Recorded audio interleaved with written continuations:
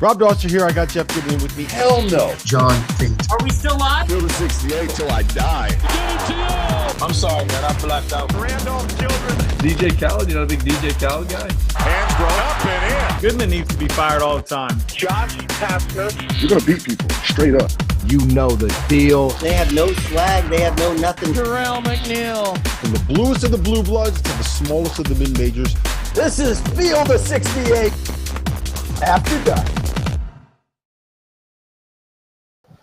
Hello and welcome to the Saturday evening edition of the Field of 68 After Dark. We are officially 1 hour away from the start of Selection Sunday. Rob Dauster, I got Randolph Childress here. I got Jerel. 1 hour McNeal or here. 1 day?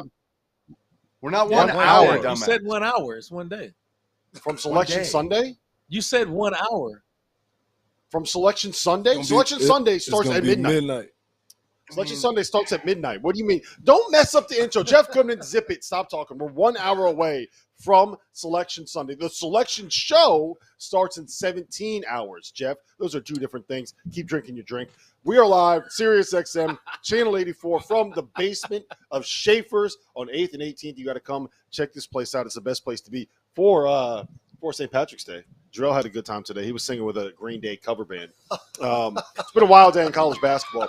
UConn won the Big East tournament. We've had multiple bid thieves over the course of the last 2 days. Florida Atlantic losing, not good for the bubble teams. Dayton losing, not good for the bubble teams. Oregon, if they hold on to beat Colorado in the Pac-12 tournament title game, not good for the bubble teams. New Mexico making a run all the way through the Mountain West tournament, not good for the other bubble teams. New Mexico played their way in. But where we got to start, gentlemen, is all three projected number one seeds coming into today, according to the Fielding the 68 bracket, found a way to lose. North Carolina lost by double digits to NC State in the ACC tournament title game. We had Purdue losing on a last-second shot, but at the end of overtime by one to Wisconsin in the Big Ten tournament semifinals. And we had, Jeff, we're starting with you. The Iowa State Cyclones beat Houston by 30 points tonight. You got a Cyclones hat on right now. Talk to me about your boys.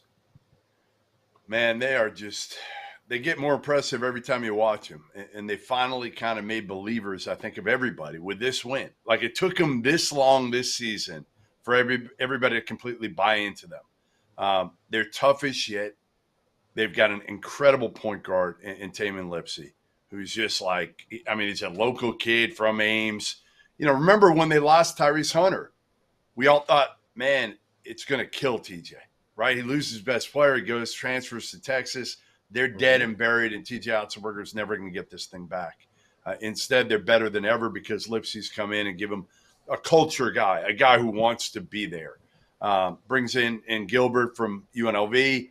They've got a bunch of bigs that just play hard and, rebound and know their roles. And, again, this is just a culture program right now. It's kind of like I said last night. It's kind of like Houston, but they beat the brakes off of the Cougars tonight. And the Cougars aren't the same team right now. You know, Juwan Roberts isn't healthy. We can see that. They're already down multiple guys. And, Houston, listen, they didn't need this. They didn't need it. In fact, it probably would have been better had they just lost yesterday and gone home and got an extra day of rest. Because ultimately all that's going to matter for them now, they got a number one seed. Sad part is Iowa State probably can't get a number one seed just because they're not going to give two Big 12 teams number one seeds in the tournament. They're not. Jeff, will they be healthy, or how healthy will they be for the tournament? Yeah, I mean, because Roberts. That's big. It was a contusion, but and I would have sat him all day yesterday and today, but again, he's so tough that he convinced Kelvin Sampson, who told me last night when I asked him, he said, listen, no, I'm not going to play him. And I looked at him. I said, yeah, you say that now, but he's going to – and he did. He convinced him to play him a little bit today. Yeah. And, he was always going to play. He shouldn't have played. He shouldn't have played the whole game, really. After he heard it yesterday, you could see he was hobbling. Today, I would have given him that time to get healthy because, again, I understand how their program's built. But at some point, like they did with Marquette, like Shaka did with Tyler Kolek, and he said, you know what? I know you want to play, and you probably could, but what's the point? What's the point in all this? All that people are going to remember is what you do in the NCAA tournament, they're not going to remember the Big East tournament. Jeff, I gotta say this to you though. I don't know if I agree with that. I think people will remember. I don't agree with that. I think people remember conference championships unless you win the national championship. No one cares or remembers a lot of the Final Four teams. But when you're in that conference, you remember. But but here's the thing. I disagree. It's not from a national Final Four teams. They remember Final Fours. Yeah, but we honor them, but winning. If you ask any coach or player, they would rather win their conference championship, than lose in the second round, third round, or whatever. Final Four matters. Getting to the Final Four is different. Getting to the Final Four is different. Getting to the Final Four is different. Obviously, winning our championship is different. But if a guy is healthy enough, and I say this, Jeff, because we talked about this early today. My disagreement with that is, and I even said this about Tyler Kolek, I don't think a lot of these guys are first round, maybe they're borderline fringe NBA players. The conference championship games matter. Like for Marquette, if they were to win back-to-back Big East championship titles, you telling me, because none of us are expecting Marquette to win a national championship. But again, if Kolek comes out there and re-injures himself, they're done. They're done. You eliminate any chance. It goes from whatever it is, 30% to 0, RC. 0. But the goose egg. Kolek is different than Juwan Roberts. Because the Kolek injury is one that can be aggravated and exacerbated, and it could be worse, right? Yeah, absolutely. Whereas Juwan Roberts is one where it's kind of a pain management Soft tissue. But I'll tell you this, Jerel. I tend to agree more with Randolph in the sense that when you win, if you're playing for a conference tournament championship, you win something. You hang a banner, and maybe us, big picture, like we're not going to tell you who won Big 12 tournaments, right? Those fans can. How many Marquette fans love what happened last year in Madison Square Garden? I'll say this, and I'm with you. I think both of y'all got great points. All of you guys got great points, but like kind of like RC said, look, as a competitor, as a player, opportunity to win the championship, but the coach has to step in. The coach has to step in. No, you're not. Hey, and Jeff, you're not wrong in that. You're not. Right? I'm not. Yeah, I agree. I agree. Specifically, and I'll say this: as a player, you got an opportunity to win the trophy. That's something that's going to be in your university. They're going to put it up in the trophy case. They're going to give y'all a banner. All of that is great.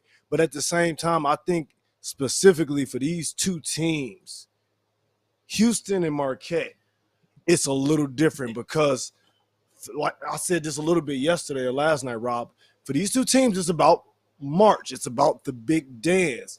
They did it. They got hardware. Kolek got them a regular season Big East championship. They got a conference tournament championship last year as well. So at the end of the day, they ready to try to make their mark now in March. Once everybody gets to dancing. So I mean, I think the coaches were right. I think Shaka did the right thing. I'll say that. I think he did the right thing. But at the same time, I don't necessarily think Sampson did the wrong thing. I think they both are right. My only pushback on everything is the difference between the two is Robert's injury is a lot fresher. Yeah. Kolek's injury, he's been out not for a game or two.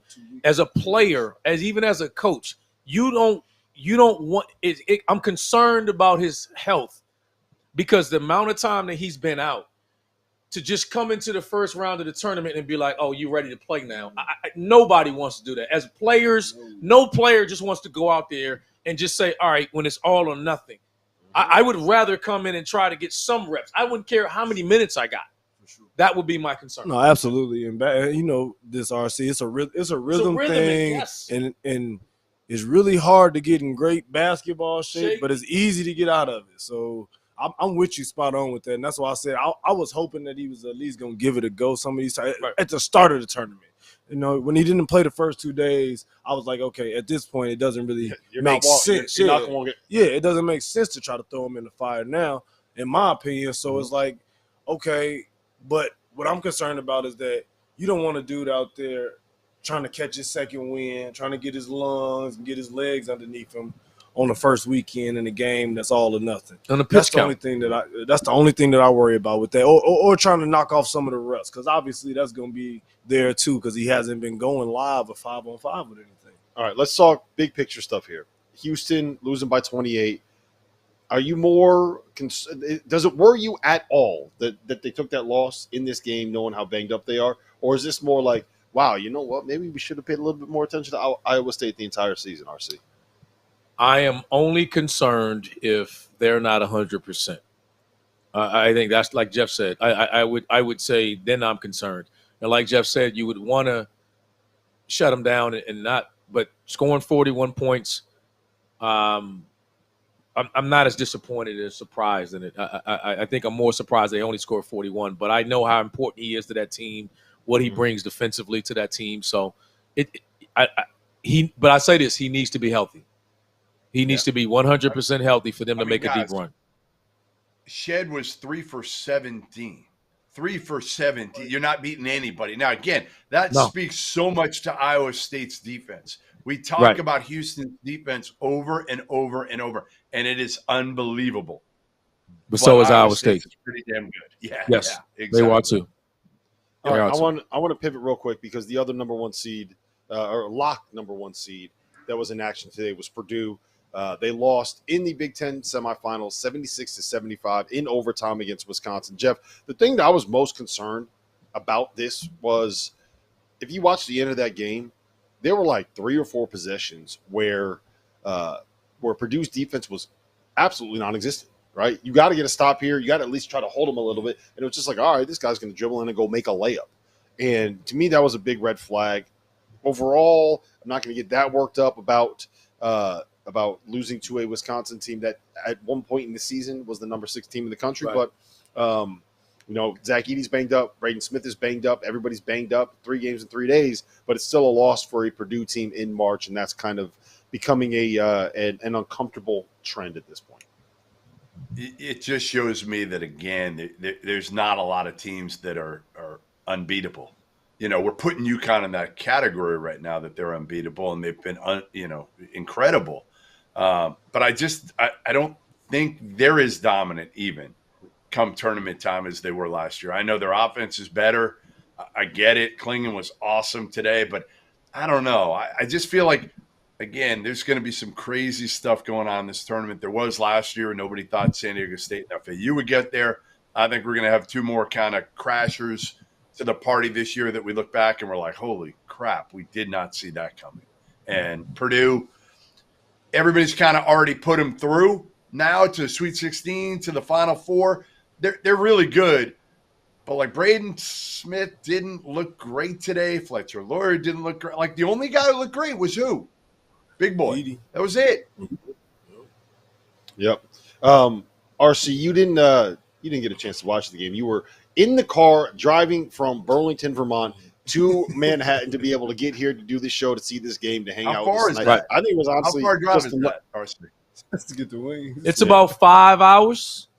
About 5 hours. Yeah, it was honestly it was for Schaefer's lemon pepper wings. That's the only reason that he's here. Shout out to UVM, by the way. Shout out to Vermont. Utter dominance over the America East. They did. You had a great time with Patrick Jr. Oh, it was great. Sold out gym. What everyone told me, according to all my I got a lot of Vermont fan friends. All my sources told me that you're better calling Vermont championship games than the man who's not here now, T.O. decided not to show up. Shout out to my man T.O. Shout out to T.O. He's loving life in the Mountain West right now in Vegas. Purdue, where do you stand on that? You watch the Big Ten a lot. You're a Chicago guy. You got dudes on. It feels like every single. We would watch a game. You'd be like, "Oh yeah, that's my player right there." Oh yeah, that's my player right there. We got a lot of good players. Yeah, you got a good program. Can't fault us for that, man. But no, yeah, I mean, I'm not too concerned about Purdue, but I do stand with you on that, and I think that's just one of the biggest things about them that concerns me the most is that sometimes they lack guys on the perimeter to hold up resistance defensively. They got guys getting uncontested layups to tie the game. Like, some stuff just can't happen. Like, you know what I mean? I don't care if Edey's in the paint, out the paint, it doesn't matter. Like 2.7 seconds left. You can't walk to the rim and take a layup. Like, it was just way too easy. So I mean, I think they got to kind of that scares me a little bit, but overall, like I said, all the pieces are there. Long as Braden Smith and Zach Edey are healthy, I think they'll be okay. Obviously, they got some demons that they got to exercise coming into this year. And, I mean, at the end of the day, they get nip into a game early, we'll see how it goes because, obviously, all the pressure is going to mount and it's going to be on them. And it's going to feel like, the weight of the world is on them. If they in the second half and they playing against a lower seed, which they're going to be playing against a lower seed because they're going to be a 1 seed, and they get down 10 points or 8 points second half, we're going to see kind of how they react there and they respond from there. Because at the end of the day, most teams that win a national championship or make it to a Final Four, you're going to have to go through that adversity and you're going to have to overcome it. It takes a hell of a lot of mental toughness and motivation when you get to conference tournaments. It's like, we're going to get into NC State.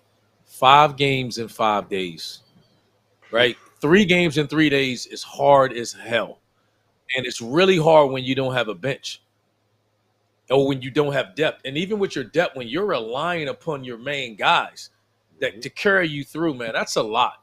And so that's not the case when you get to the tournament. So I'm a little bit concerned, but Purdue gets a couple of days off and gets rest. I'm okay with that. Look, they lost by one. The buzzer, yeah. They lost by 1 on a last-second shot. That was at the buzzer shot, forced overtime because they missed the free throw. Like, things are gonna happen. You're gonna lose. Like, you'd rather do it now, than next week. If they lose like this in the tournament to another team, like a team as good as Wisconsin, like, again, Wisconsin was number 6 in the country, like a month and a half ago. I know they had a bad run since then, but I'm not going to get myself too worked up about that. We are watching Oregon right now, who is up 70-64 with about a minute left on Colorado. Looks like Oregon is going to punch their ticket to the NCAA tournament. That is another bubble that is burst right there. You see, that was a bubble popping.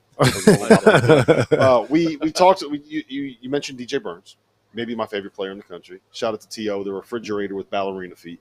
We're going to talk about North Carolina. The dancing bear. We're going to talk about North Carolina losing to NC State when we come back. We're going to talk about UConn beating Marquette. I'm sorry, Jerel. So good. When we get back, that's coming up next. Field of 68 after dark. Sirius XM, Channel 84. Stay right here.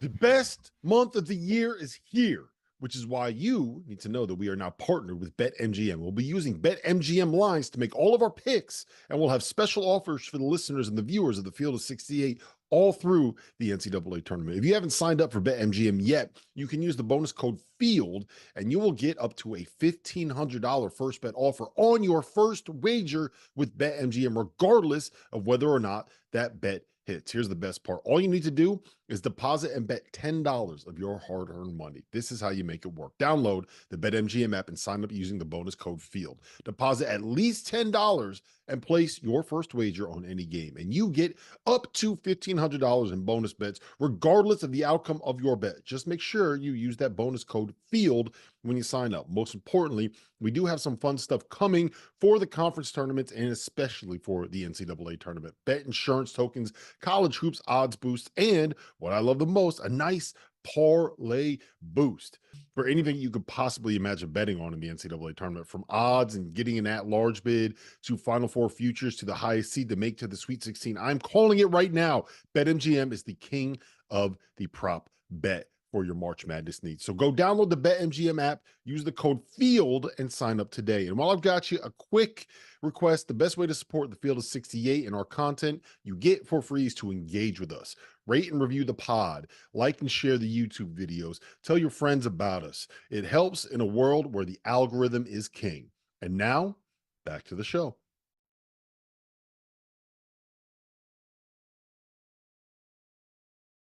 Welcome back to the Field of 68 After Dark, live from Schaefer's on 8th and 18th in Chelsea in downtown Manhattan. Jeff Goodman is sitting in, I'm not going to say your actual address. I was thinking about putting your address out there. I'm not going to do that to you. You don't know my address. It's somewhere I actually do, because I've written too many letters to you. I'll tell you when we get off the air. It's the same as the school that lost. What kind of letters have you written me? I mean, I write you a lot of letters. I train to thought. Oh, North Carolina lost to NC State. Randolph Childress, the one ACC guy that actually showed up to Schaefer's this year. What do you make of it? Congratulations to Kevin Keats, man. I mean, the guy started the tournament and they were on his behind, man, and calling for his job, considering they just came off a tournament, and then the man goes out and they have a great run. Congratulations to him and his staff. They stole a bid. They weren't in, right? And this is what, March Madness is. And the credit to him and that staff, to DJ Burns, DJ Horn, I mean, all those guys, man, just chipped in and found a way. You got to be proud of them. You got to be happy for them. 5 games in 5 days. That's impossible. Man, that is just that's Kimber-like. I mean, you just got to tip your hat to that, because everybody knows that's just not easy to do. And it's much harder when if you lose, even if they had lost today, they still weren't in.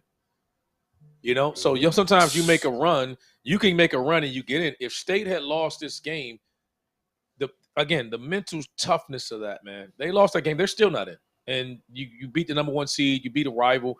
And that's what I was saying. Sometimes you need a rival mentally to get you past the fatigue. They didn't just beat a rival. NC State beat Duke. Yes. And Virginia. Yeah. And Carolina. Top 3 seeds. In the last 3 games of the ACC tournament. Wow. Goodman, do you think that they care about winning that ACC tournament? Looked like they cared about it.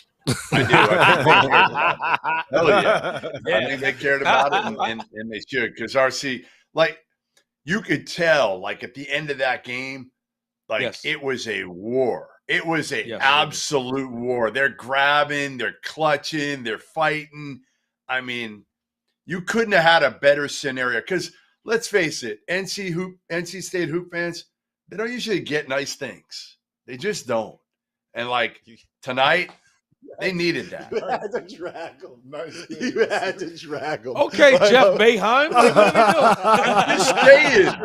I'm just saying. They haven't got a lot of nice things lately. This was as good as we get. You punch your ticket and you beat Carolina to get in.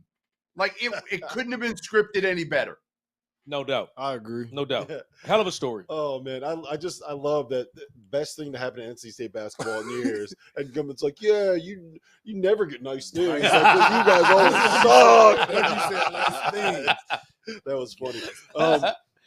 Are you – let's phrase it like this. First of all, Jeff, real quick, is Keats going to get extended? Is he off the hot seat? Are we done having that conversation? He has to. About him? He's got to be, right? You can't possibly.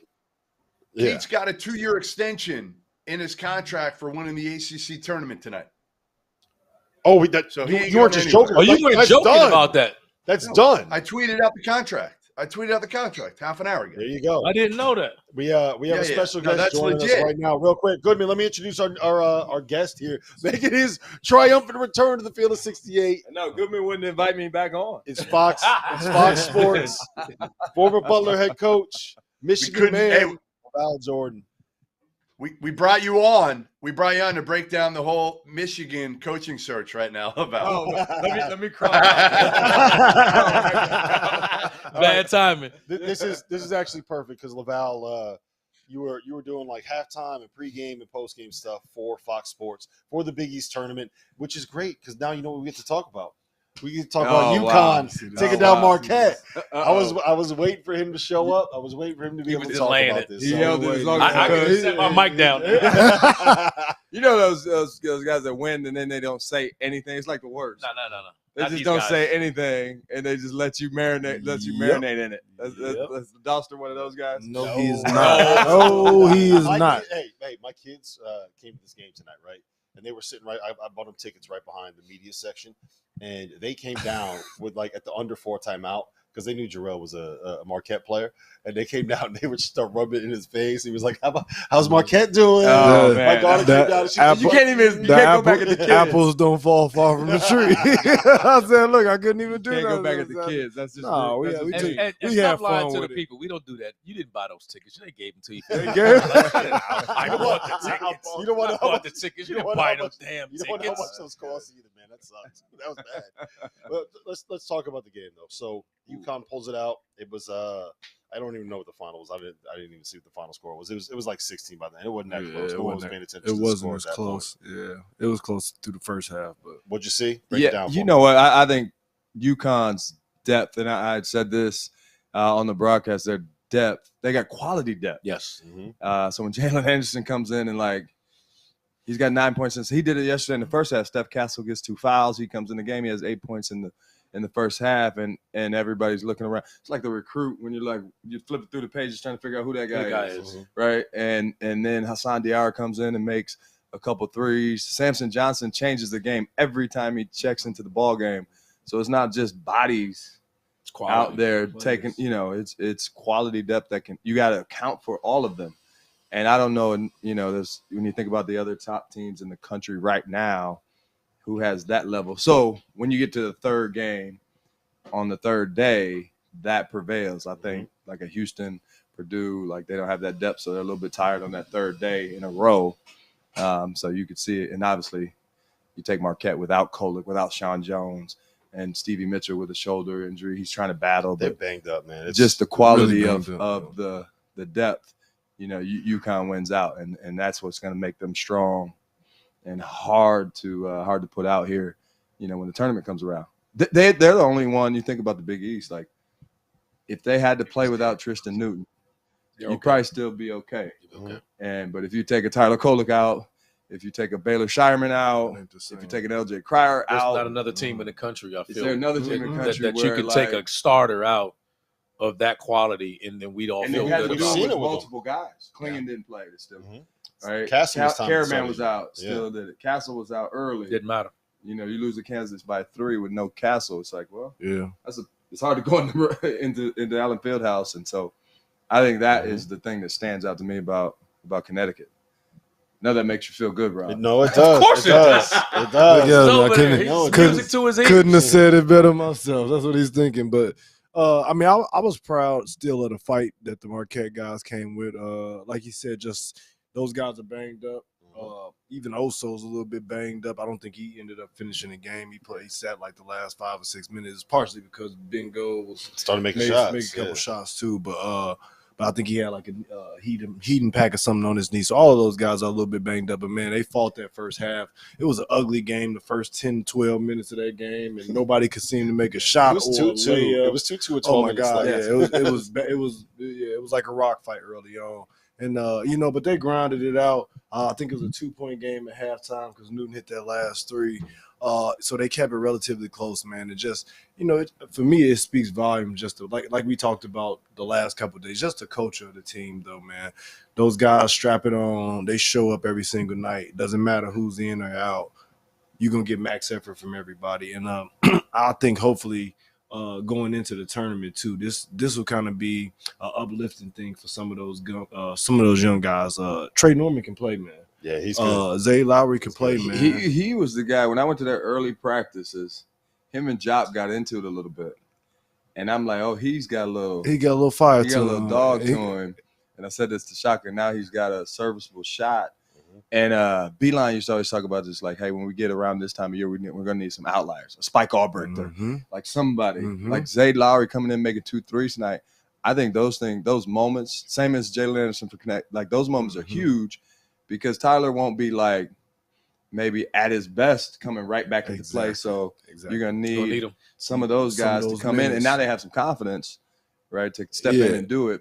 And coaches trust, right, to sub them in there. It's like, hey, my man stepped in on the biggest stage with the brightest lights and nailed a couple. And, that was the thing with Stewart specifically, Jalen Stewart specifically, was like he didn't have confidence early in the year.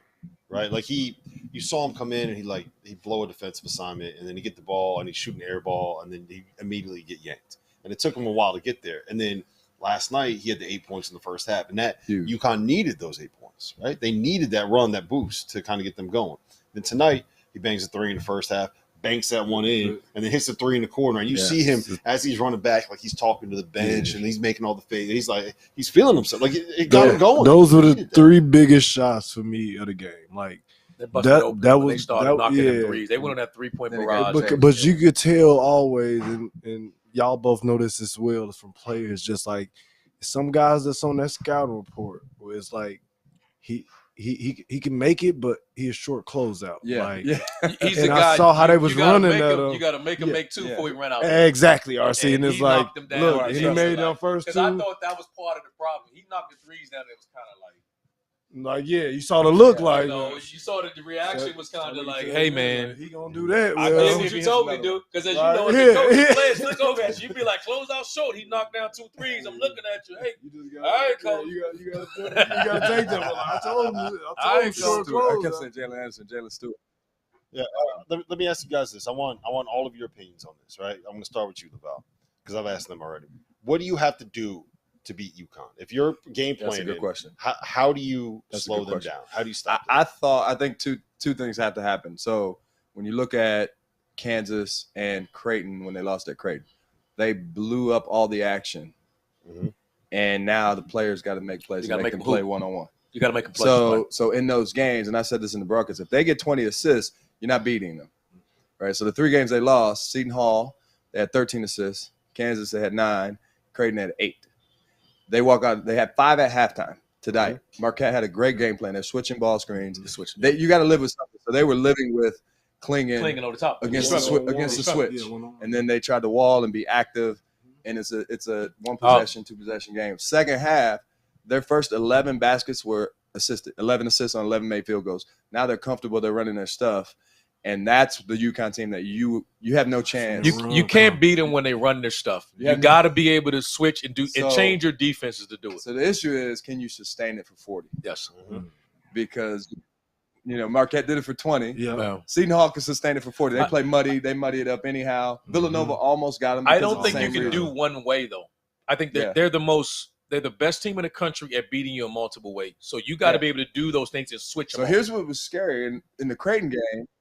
In the second half, they just said, okay, we're not going to run anything. We gave Tristan Newton the ball, put him in the pick and roll. He almost brought them back. He did when they were down by So 20, in the tournament, that may happen, and they're just like, hey. It was the same thing against Kansas, too. They lost that game, but I think he had 31. He hit But 6 Danny said, okay, we're not running anything anymore. Tristan, get the ball. You get it. We'll give you a screen roll, and you bring us back. Because he can't. I mean, he showed it last year through the NCAA tournament run. Yep. He can do that. So that's the scary thing. We talked about that at the championship. He was the best player in that game. Listen, we're going to head to break real quick. When we get back, Oregon is cutting down nets. We had NC State cutting down nets. We had Florida Atlantic losing. We had Dayton losing. We had a whole bunch of bid Steelers this week.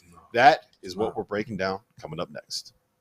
There is nothing better in sports than tournament time, which is why I need to tell you guys about our partners over at Rhythm. If you're into sports betting, you need Rhythm, the place for data-backed props and picks. For those that are unfamiliar, Rhythm, spelled RITHMM, is the go-to mobile app for player props and game picks. Backed by AI predictive models, Rhythm helps you make smarter and faster betting decisions across all sports, but particularly college basketball. With Rhythm, you get data-backed picks for every single Division I game every single day. Users get free picks daily with the ability to upgrade to unlimited access. If you want to increase your edge and win more bets, go to the link in the description and download Rhythm today. That's RITHMM, the place for data-backed props and picks. And while we're here, let me tell you about our newest partner for the month of March, SplashSports, the home of certified community competition, where you get to play against your friends and not the house. Whatever game it is that you are playing, from survivors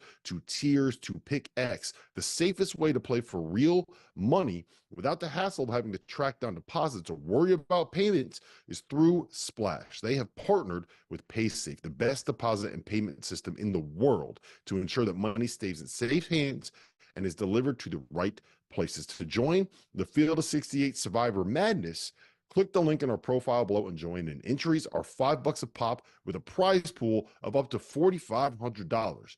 Winner take all. Join Splash and come prove that you're smarter than us.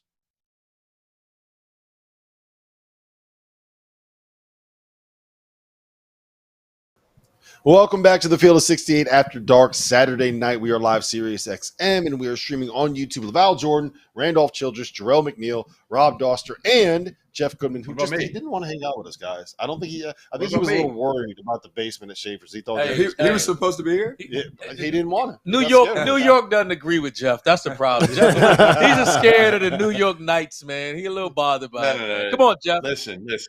I can handle the New York Knights. I've seen enough of Dauster this season. All right, I'm going to see him next week. I understand. I got enough. All right, I got enough. I got you. All right, let's talk about some of these bid thieves. We have Oregon here celebrating their Pac-12 championship. We're watching this on Fox. We have Dayton lost in the A-10. That game is coming up tomorrow. We have Duquesne playing VCU for the automatic bid in the Atlantic 10.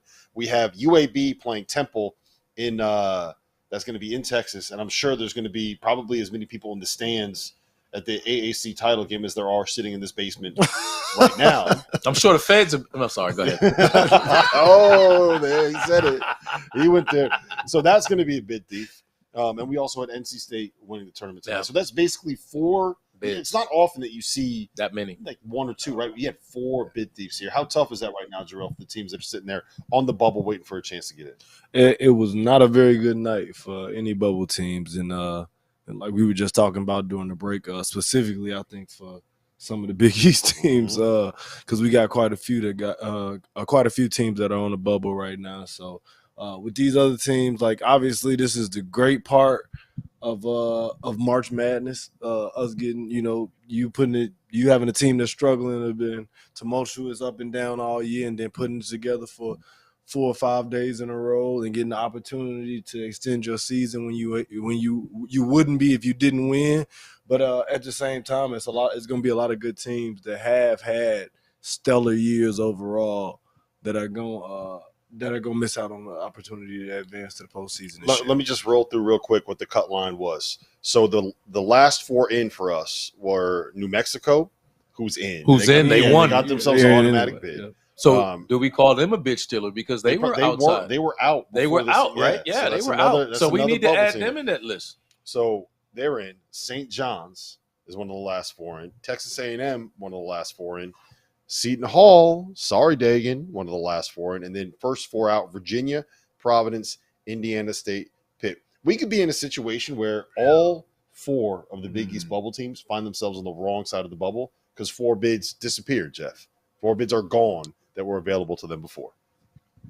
I just had a head coach of one of those teams, I won't say which one, text me, and he said, it's been a horrible, horrible week.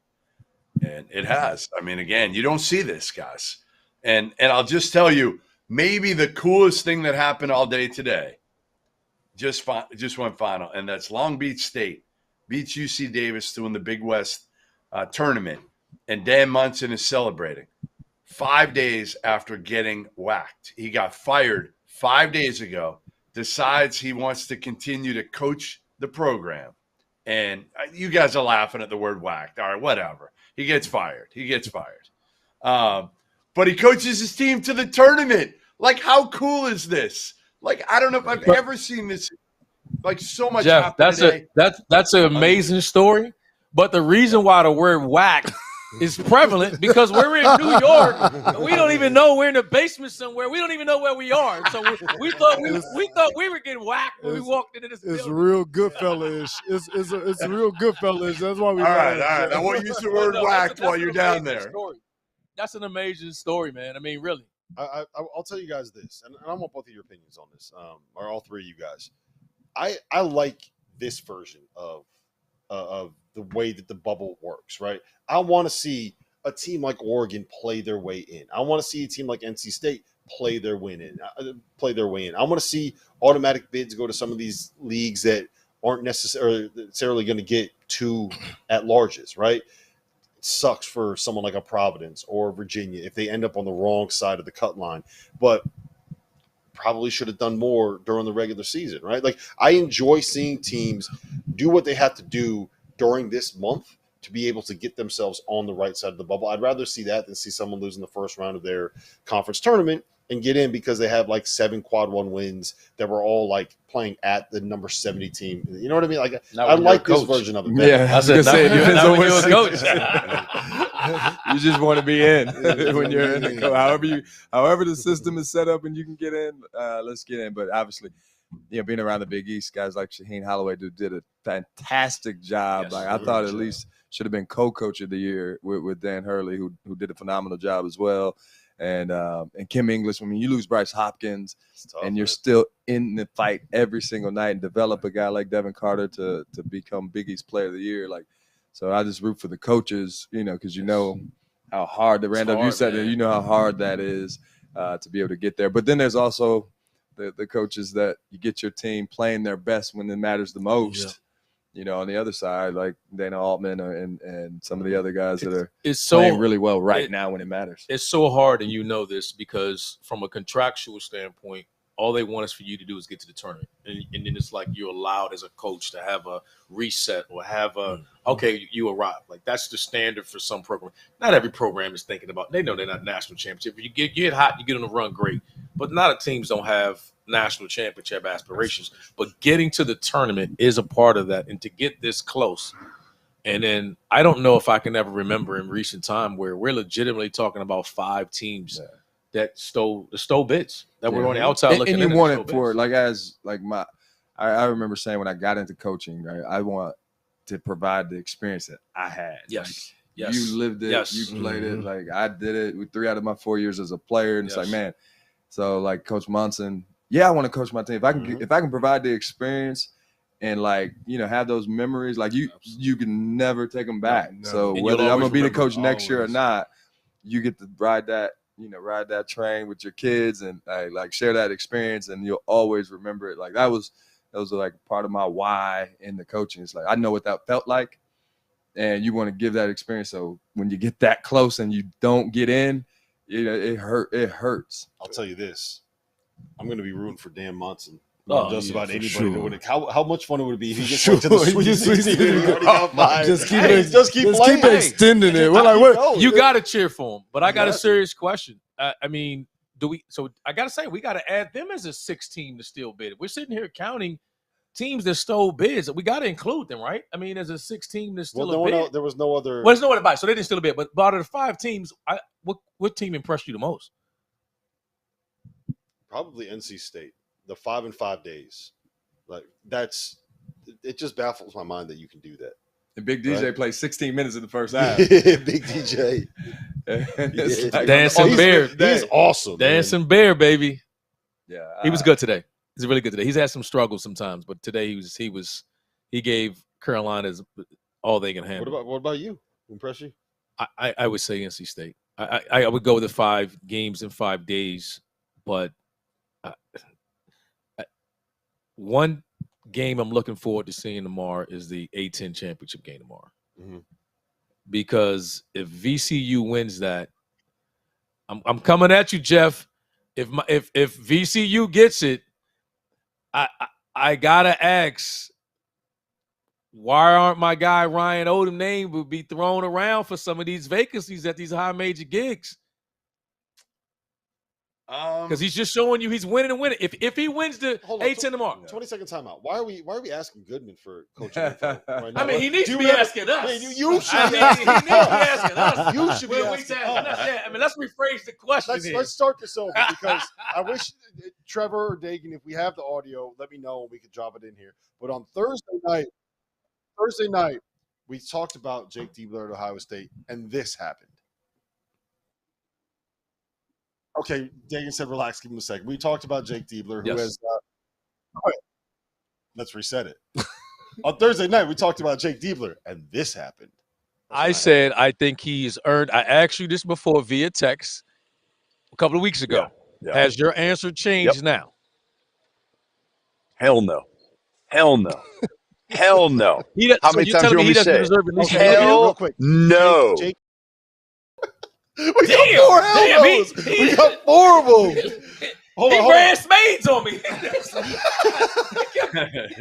He went big joker down to the king. Like, what? Good. So, and I'll still say this. Wait. All right. Well, you Can I have the news floor, tonight? please? What was the news you broke? Can I have the floor, please? With you knuckleheads over there, because I will whack one of you. Or I'll have you whacked. Anyway, here we go. So here's what I kind of think happened today. All right, so the Michigan job opened yesterday. Louisville's open. Ohio State's open. And everybody thought that Dusty May was going to go to Columbus, or I thought he would end up choosing to go to Ohio State. Don't be surprised if Dusty May now chooses between Louisville, which is, in most people's minds, the best job to win a national title of the three, and Michigan, which probably fits him the best. So you wonder if, and again, I'm still doing some research on this, if Ohio State got wind or was told that Dusty May did not have them first on their list, and they decided, okay, at this point, we got to save face. Because Lamont Paris was in there too, guys. And Lamont Paris wanted to wait. He wanted to wait and talk to Ohio State till after their run. And again, it just didn't work out. So he ended up signing the extension with South Carolina instead. Lamont's from Ohio. So a lot of moving parts here. You wonder if Ross Bjork, the new Ohio State AD, got a little bit concerned. And what I reported about an hour or so ago is they're deep in contract negotiations right now to make Jake Diebler, who's done a hell of a job down the stretch here after taking over as an interim for Chris Holtmann. And he's going to be the next head coach unless contract negotiations completely fall apart. And they'll probably lowball him, and he's got no leverage. But he does have Jimmy Sexton as his agent, the big football agent. So Ohio State football, you can connect the dots a little bit there. So that was Goodman trying to say, here is why you guys were right and I was wrong. Yes. On Thursday night. Is your wife? Hey Jeff, is your wife awake? Because is that like a Jeff Goodman apology? Is that, I wanted to know if we can ask your wife. Is that like the nicest apology you give when you're wrong? Is that what you do? Give me the 20 seconds till we go to the break. All I'll say to that is, like, I still don't think it's the right hire. I still don't think it's the right hire to hire a guy in 7 or 8 games when other guys have done it for 7 or 8 years. Okay, that's all I'll say. Fair enough. He might have that opinion. We have the facts backing us up. We were right. We got it. We won something. He was wrong. That's the one all thing. that matters. All that matters is Jeff was wrong. That's the one thing that we were right. That we were right. Jeff was wrong. Back over there, boys. We got to hit the break. On the other side, should we just make fun of Jeff more for the Why last not? 15 minutes? Why not? If you want to hear us make fun of Jeff for the last 15 minutes of the show, LaVal Jordan's going to be taking the mic. He's going to be leading the show. Stand up. I'm not making hour. Jeff my guy. Jeff's 68. That's next.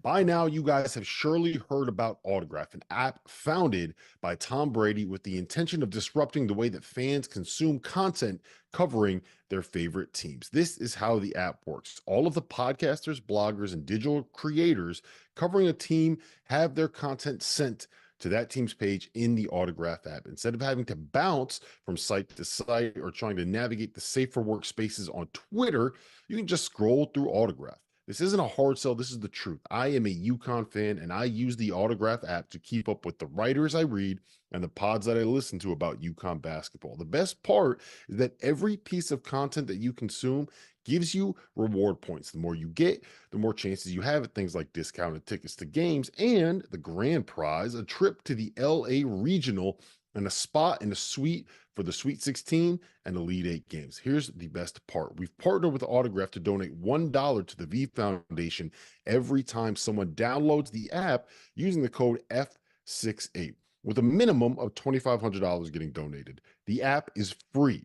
So download, use the code F68, help us raise a little bit of money for cancer research, and give Autograph a try. I promise you it will be worth it. And while we're here, a quick reminder, make sure that you subscribe to the Daily. We have new landing pages with deep dives into each coaching change, as well as a tracker that provides scouting reports on the transfers that have entered the portal that you are going to want to know about. Hit the link below to subscribe.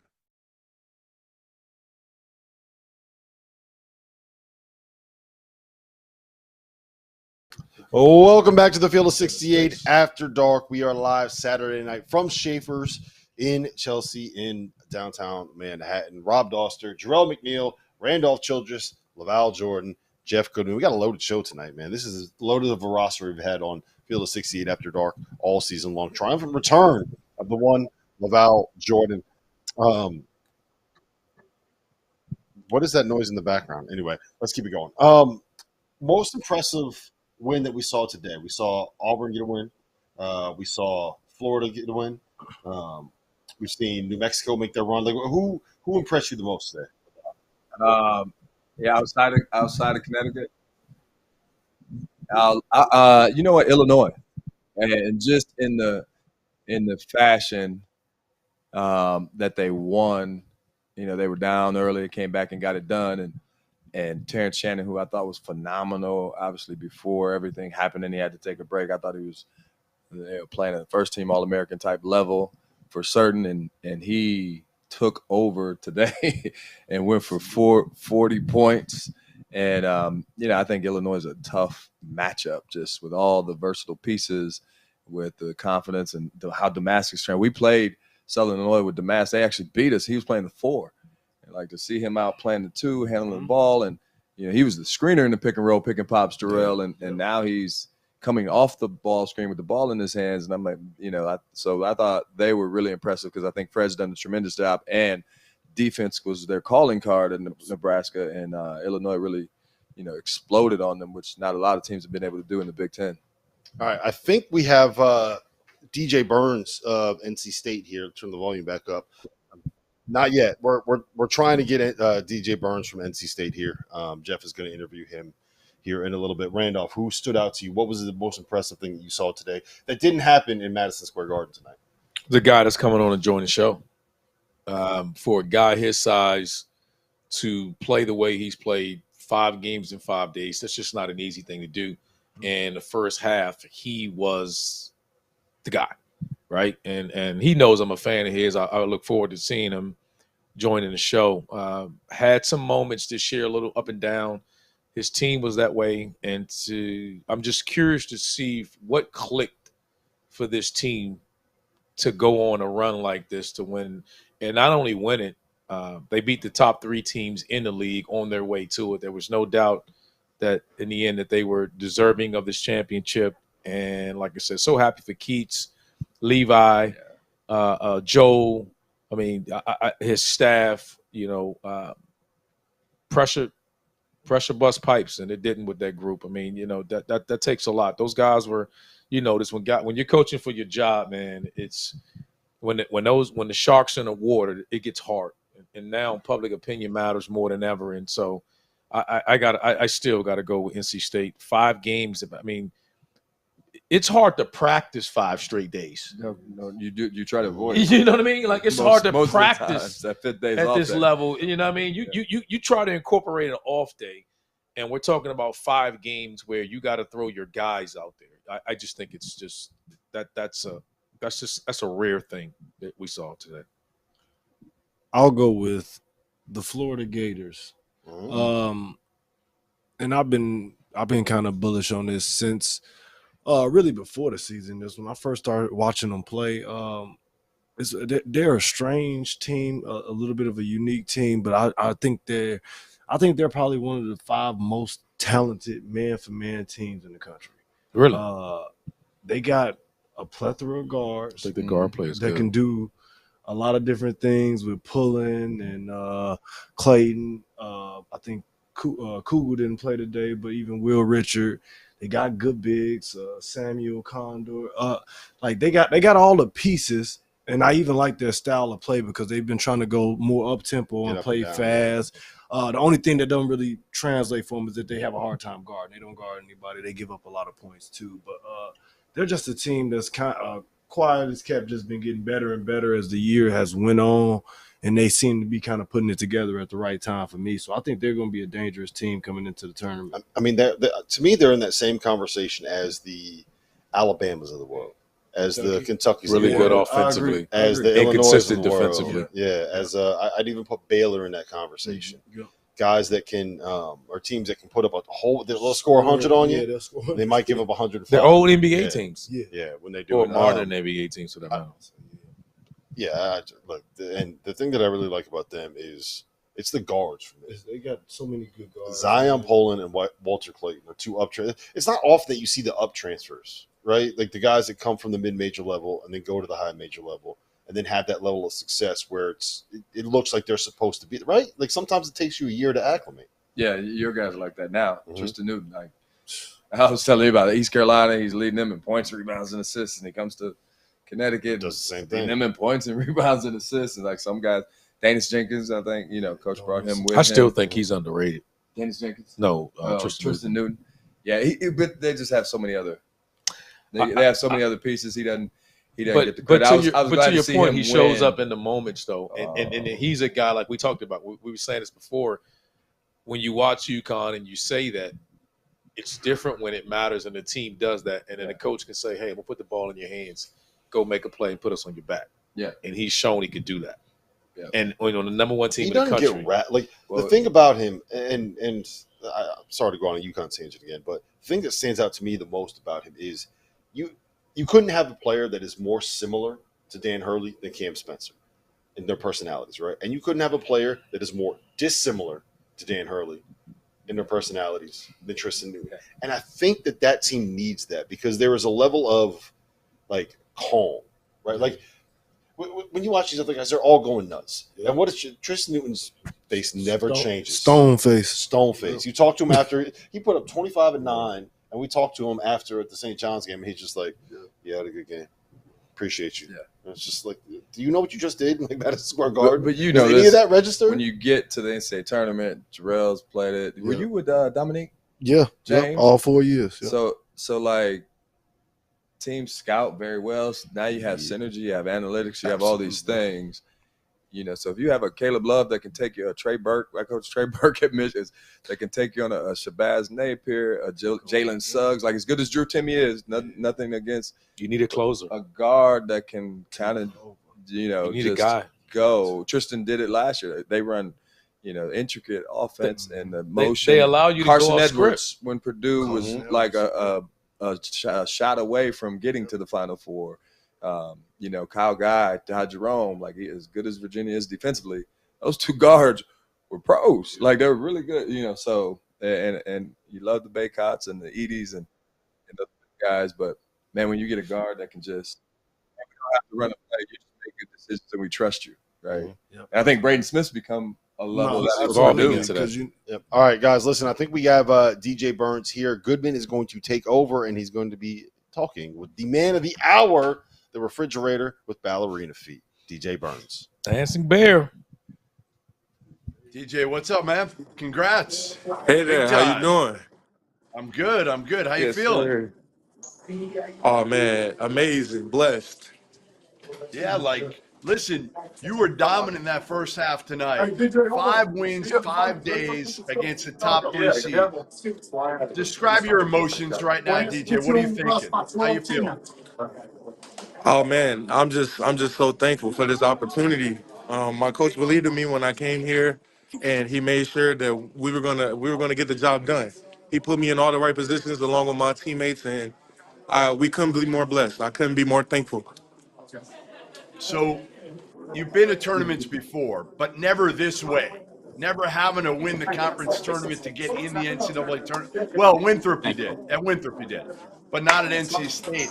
What was this like, the pressure in beating Carolina, your rival, tonight to get in? Oh, man. It feels awesome. That's a great team. And honestly, to be able to do that against a team like that who's had the season that they've had, but the players that they have, it just means a lot. Definitely adds a little bit of flavor to it. Hey, you got your coach, Kevin Keatts, a 2-year contract extension by winning the ACC tournament. Did you know that? Yes, sir. I honestly think it should not have taken that long.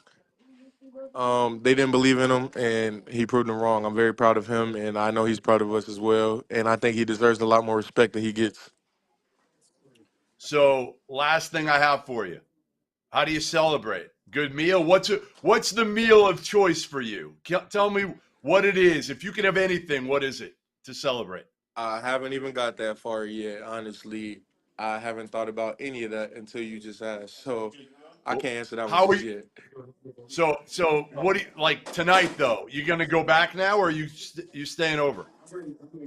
I honestly don't know anything about the schedule. I don't know if we're staying, going home. I plan on finding out right now.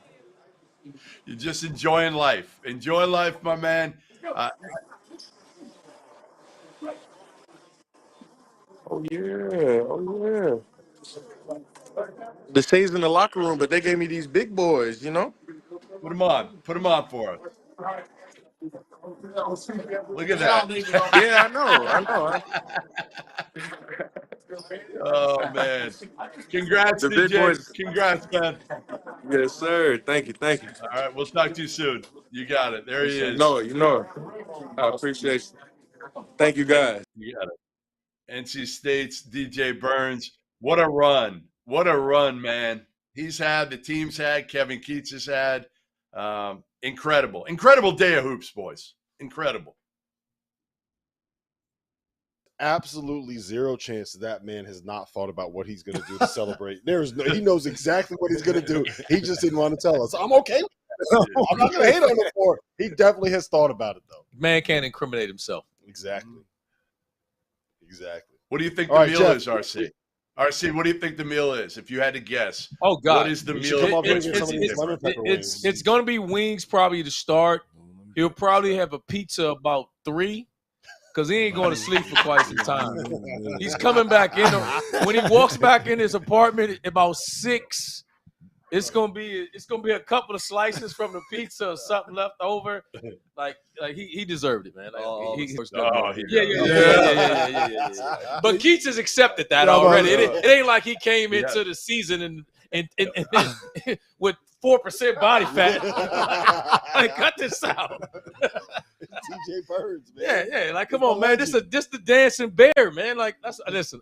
I tell you, I've said this all along in many games that I've called in the league. He's one of my favorite players because of that interview, Jeff. His personality and who he is. He's comfortable. I say it in a compliment way. Outside, people may think it's offensive, but it's not offensive when you're comfortable in your skin, and he's okay with that. Right. He's okay with who he is. He embraces it. Keats embraces it. That everybody but NC State has, and it's fun. It's fun to see a guy like that walks around comfortable in his skin. He's a load, and he's a baller. His passing tonight was like, because he's their de facto point guard, and he passed the basketball. I mean, and put guys in an advantage position. And it was just fun to watch. He was good today. He had moments in the year where he was Tragic Johnson. Today he was Magic Johnson. He was diming dudes up, right? But no, he's their de facto point guard when they get in the half court set. It's just who he is. I mean, he's a talented guy. All right, Goodman, we talked about this while you were setting up that interview with DJ. Who was the most impressive team that you saw today? Not that we talked about, not a team that we talked about so far. Like, was it Auburn? Was it Florida? Who stood out to you the most today? I mean, I know we've already kind of talked about them, but to me, how can you not put Iowa State in there? Like, how can you not put them in there? They destroyed Houston, the number 1 team in the country, and they didn't just beat them; they destroyed them on a neutral court with a lot on the line. Now, again, you could say, "Hey, Houston," but Houston plays the same way. Like, I talked to Kelvin. There's a reason Juwan Roberts went out there today because that's how they play. They don't change anything. So it's not like Houston was just saying, "Hey, we're out here and we know we have the number 1." No, that's not how they operate. So what they did, I thought was unbelievable. I thought, again, there's just so much NC State, Long Beach State, because Dan Monson was fired. TJ, Shannon, his individual performance. How about Brown beating Princeton today? And they're in the final tomorrow against Yale. That was going to be my post of the night. This day will go down as one of the greatest days in the history of college basketball. I'm not kidding. Jeff, one of the most significant. Like, let's call it what it is. This is one of the most significant days in college basketball in a long, long time. I mean, from bid stealing for what it means to what it means for the teams that are not getting in, the bids that are not, it's a lot happened today. I can't remember a year where there's so much that happened. Like, we're sitting there talking about a coach that gets fired and takes his team and wins the conference tournament, and now they're in the NCAA. Like, you know what I mean? Like this is a storyline. Like, I don't know how you. I mean, what's that meeting like? What is that meeting gonna be like, Jeff? Like, I mean, how is that meeting between the 80 now? Can you imagine that? I don't know if there's any more meetings. Do you update the resume with that? No, I don't know. What do you Got say? fired, but still say, made I the don't tournament. even come talk to you. Well, we've had the. And remember, this was the guy. Hey guys, this is the guy who left Gonzaga for Minnesota years ago, Dan Monson, and was replaced by Mark Few. Same guy. So kind of crazy everything that he's gone through in his career. Now, we haven't even talked about this, Rob. Probably the craziest thing that happened today was in the Akron-Kent State game. Oh, my God. Probably the craziest thing. And the saddest thing that happened all day. Yeah. And you could take us through it, but Julius Rollins from Kent State fouled. Jerel's kid. They thought they were one of my guys. Jerel's kid. Really? No. Absolutely. Yep, absolutely. No. And I got a text message while the game was on, and from one of my other coaches saying that same thing. And I'll just talk through what happened. Explain what happened. Essentially, end of the game, they were up 1 point. They got the ball in. I'm assuming from the way that it looked on film on the game that he thought that they were down and that they needed to foul. He did. So he ended up reaching like in the backcourt. The guy wasn't, really even doing anything, dribbling up the court, getting ready to try to throw up a bad shot. Ended up reaching a little bit, fouled the guy, then he realized, we've seen it happen before with time and score games. But it's a tough spot and it's a tough situation. And just speaking from a player's perspective, if you play this game long enough, it's going to happen. Mm-hmm. If you play this game long enough, it's going to happen. So I'll just say this to Jew, keep your head up, shut the phone down for a couple days. He needs and you know what I'm saying, and be around your guys. Because if you got good teammates, at the end of the day, they're going to pick you up, man. It's 1,000 possessions in the basketball games. Yeah. We're playing Xavier back when I played. Yeah. And everybody's screaming, don't foul, don't foul, don't foul, don't foul. And all I heard was foul. Yeah. And then you go foul, and then, coach is going crazy. I also benefited from it. We had 2 games. We're playing Marquette in one of them. And when Wojo was there coaching, and we're up, they hit a shot to tie it. So, but you're scrambling to get back in the game is what happens. And their kid is still playing with, a little bit in catch-up mode. Yep. And they get back, and kid just fouls Kamar Baldwin, right? And I'm like, on the opposing coach, like, oh, I don't think he meant to do that. I'm sure coach didn't tell him to do that. But and then in the Big East tournament, we're playing Xavier. Dewan Odom did it. It was like a second time. He fouls Chuck Harris, and it's like the game is tied. So you're scrambling to fight back. Yeah. Most of the time what happens. Yeah. And you're just in that mindset, and next thing you know, you're still in catch-up mode.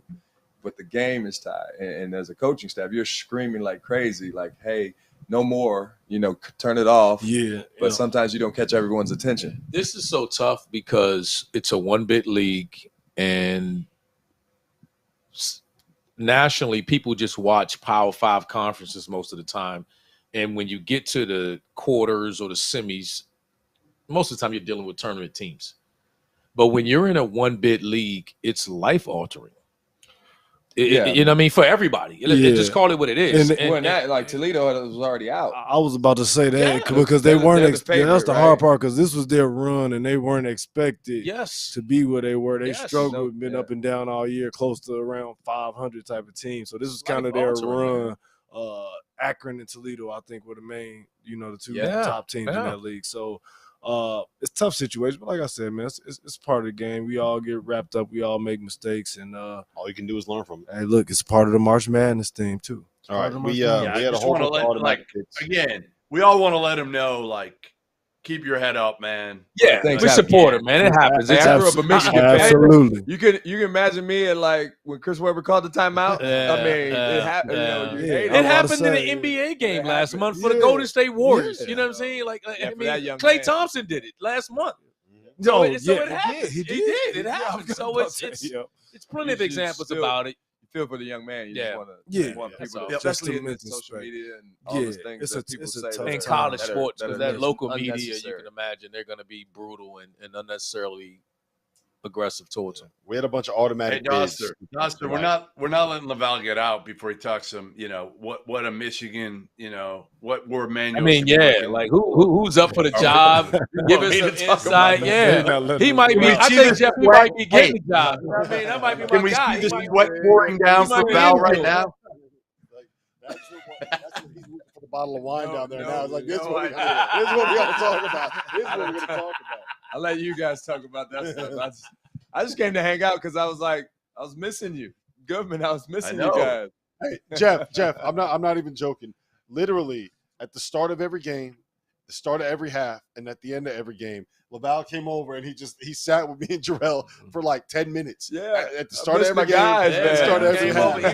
Jerel, all week. You could just tell like Laval, but it must be the conversation with fans on the Fox Sports broadcast must be a little rough because he's sitting over here like, I got to talk to Rob and Jerel now. This is getting a little brutal over here. Yeah, you're gonna talk to my guys. All right, Good. You didn't want to come here. You didn't want to be here tonight. You didn't want to be here tonight with me. They told you I was coming. No, he wanted to be in Vegas. No, what happened? Dauster thinks I'm scared of Big East fans. He thinks I'm scared. When ultimately it was, I wanted to go to Big 12 because they have 9 tournament teams, and I hadn't seen most of them. I go to Big 12, and the average margin of victory for every game was 16, almost 17 points a game. It was atrocious.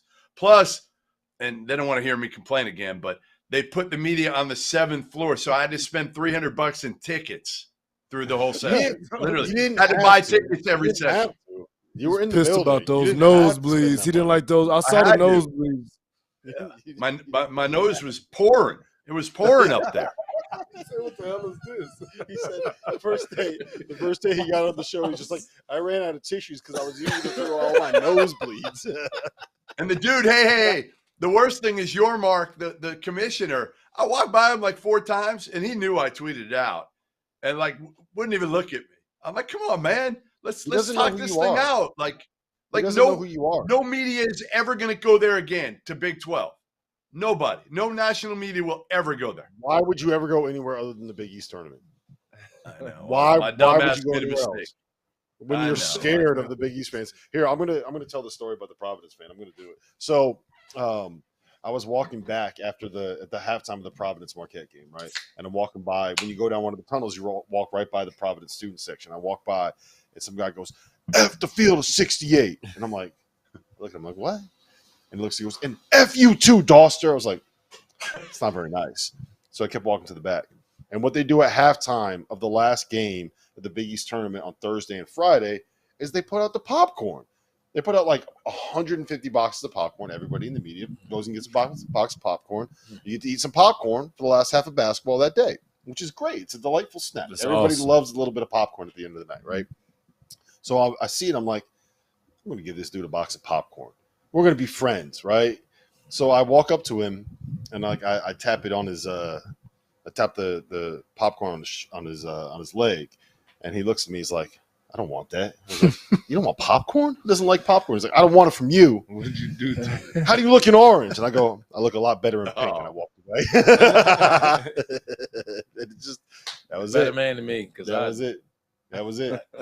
I tried to kill him with kindness, man. I agree. I agree. Who says no to popcorn? How do you say no to a box Providence of popcorn? fans. He really didn't want that popcorn. Hey, what did you do to hey man, keep your comments to yourself, bro.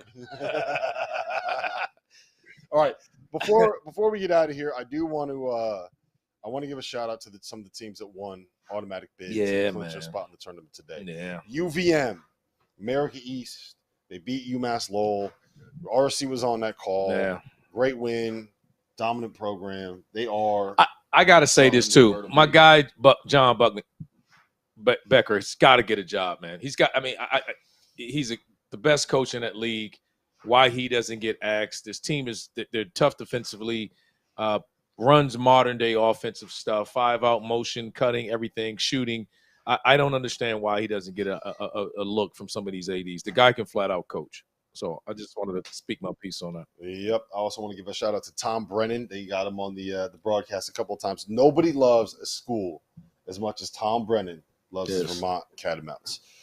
We had Howard in the MEAC title game making it over Delaware State. Seth Towns is in year. I'm pretty sure that him and Jerel took shout out recruiting Kenny visits. Blakeney. Shout out Kenny Blakeney. Took recruiting visits together. So Howard earned the automatic bid from the MEAC. We had. Hold on, I'm scrolling down here a little bit. We had New Mexico. We already talked about them. St. Peter's. St. Is Peter's back in the dance. In the MAC. In the Welcome MAC. back. Not the Hey, MAC. The Mac. MAC. They beat Fairfield. So St. Peter's got it done. They are dancing again. Are they going to make it back to the Elite Eight, Laval? No. You think? You locking that one in? No. Throwing it on the vaulted app? No. If you get in, you get in. You never know when all you do is get in it. Yeah, right.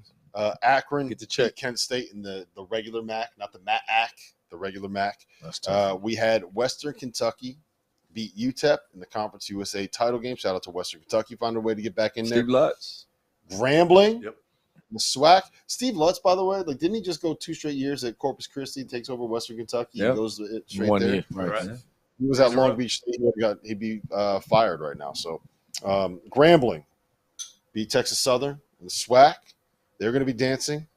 Long Beach State, we talked about Dan Monson already, and Grand Canyon right now is currently amazing up by story, 6 on UT Arlington. That's an amazing story. Monson? You get fired, bro.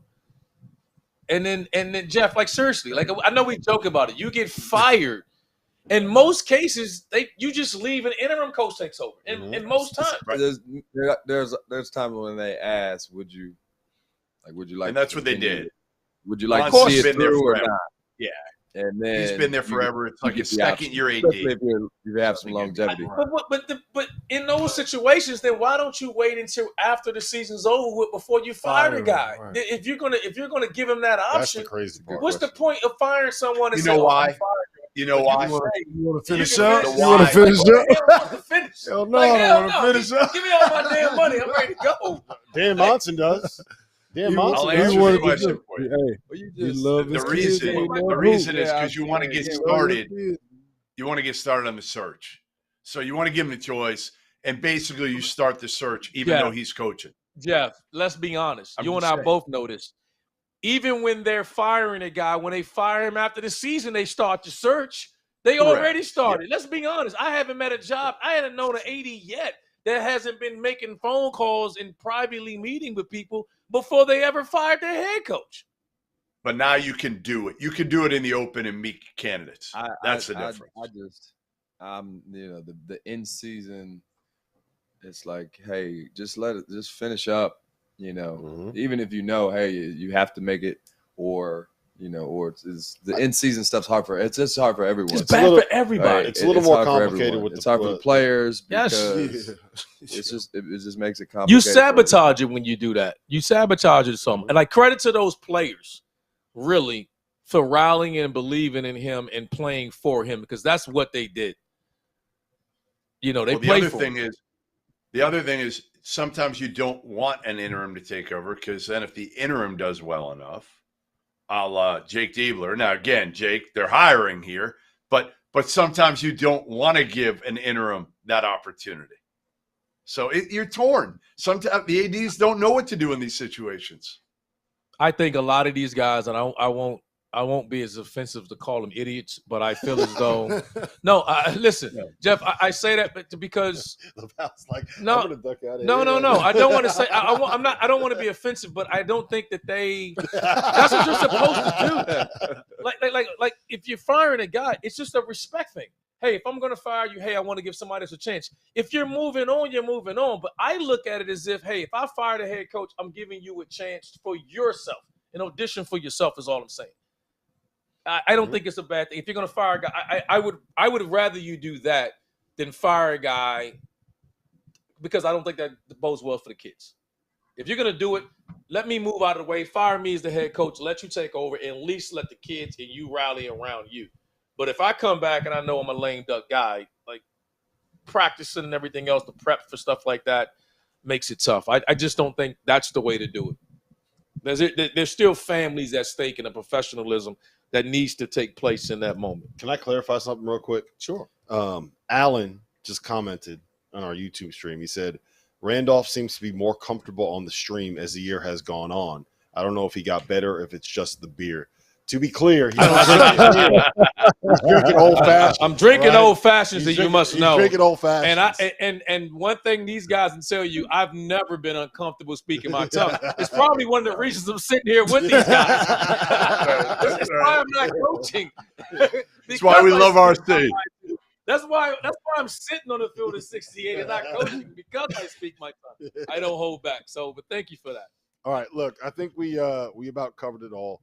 I do want to get to toast of the night because there's a lot that there's a lot of guys that we can shout out here. Jeff, we're going to you first. Toast of the night. Who you got? Julius Rollins. I'm toasting to him, man. Like I said, keep your head up. Keep your head up. Your teammates, trust me, they're going to be fine. It's tough for you, like Jerel said, for the next day or two. But, man, everybody makes mistakes. And trust me, it'll go away soon. Mm-hmm. Laval? That's a good one. I was just running down the list. You know what? John Gross, friend of mine, he's at Akron. So we were at Michigan, and they upset us. He was at Ohio U, upset us in the first round of the tournament with DJ Cooper, one of your Main Street guys. One of my boys. DJ and Clark Kellogg's son, Alex Kellogg. They had a really good team. He gets the Illinois job. And, things didn't work out. Now he's back at Akron. Spent time with John. He coached me as assistant coach back when I played. So back in the tournament with Akron this year. So I'm going to give a toast to Coach Gross. Good friend. I'm going to go – we've already talked about – I'm going to go with Ryan Odom and VCU. That's your guy. Getting to the A-10 finals tomorrow, and I'm wishing them luck, and I'm hoping they finish it. I think he's an up-and-coming star coach in this league, in the NCAA, and I think that if they win tomorrow with the vast majority of the openings that's out there, I think he's someone that people should look at. Mm-hmm. The A-10, by the way, that tournament was completely bonkers. We talk about all the crazy stuff that's happened. The top 4 seeds in the A-10 tournament all lost on the first day. Like the that first they could play. day, I was about to say. Look at that. Look at that. You can see right there. Yeah. Their quarterfinals was a 9, a 5, a 7, and a 6. None of the top 4 seeds made it, and we have a 5 and a 6 playing. But it's the same thing as the Mountain West. You got a 5 and a 6 playing for the automatic bid. VCU, I can promise you this: there's going to be a lot of VCU fans. They're going to take over Brooklyn.